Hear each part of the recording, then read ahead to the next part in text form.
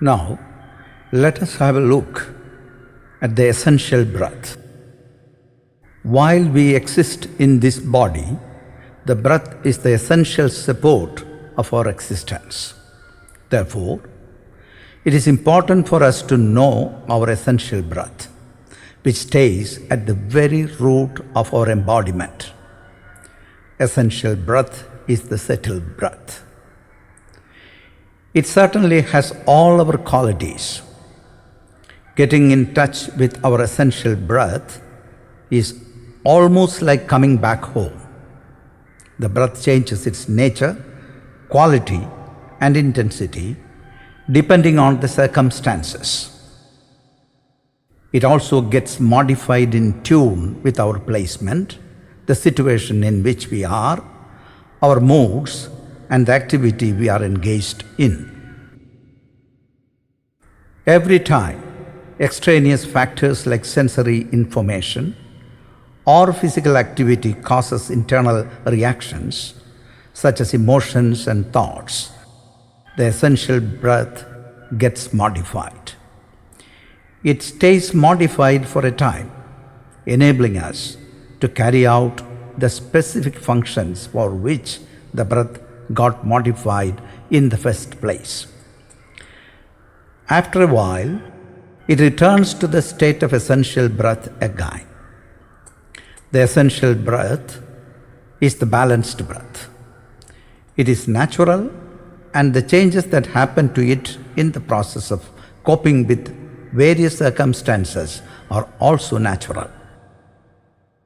For example, no one can enter into the act of sex without the breath getting naturally modified. Furthermore, without changing the breath, we would neither be able to let out our tension through anger nor feel a sense of possessiveness, both of which happens to be part of the basic human instincts for survival. Similarly, the breath modifies itself in moments of greed, passion, compassion, and love.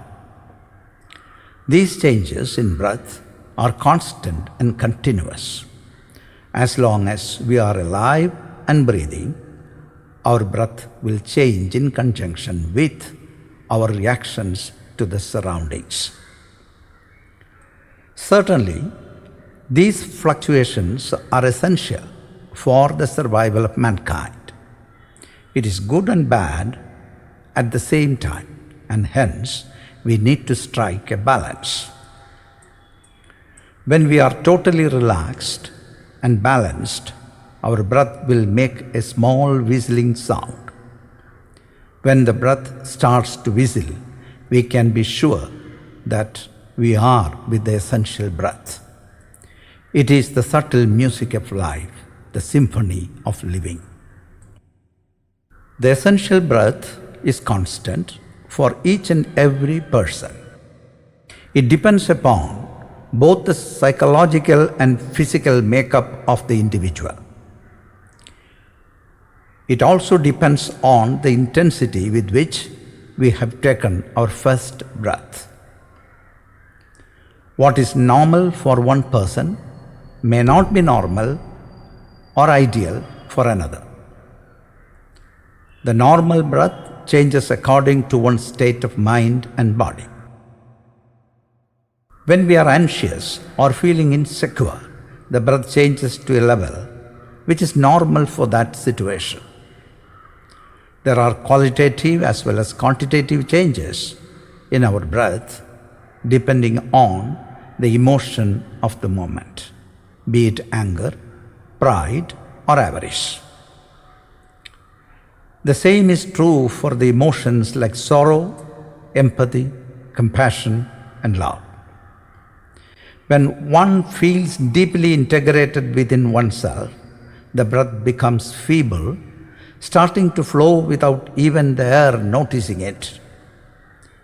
This is the state of Kevala Kumbhaka, or absolute retention, as told by yogis.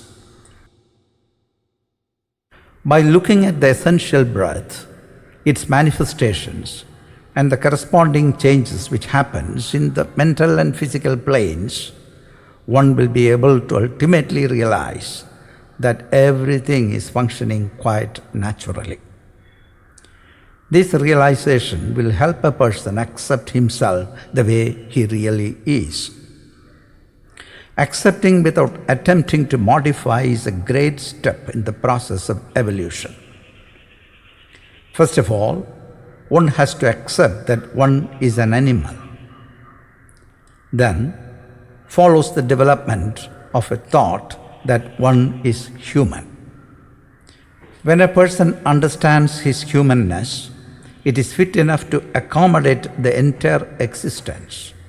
He will realize that he is in every being and that every being is in him.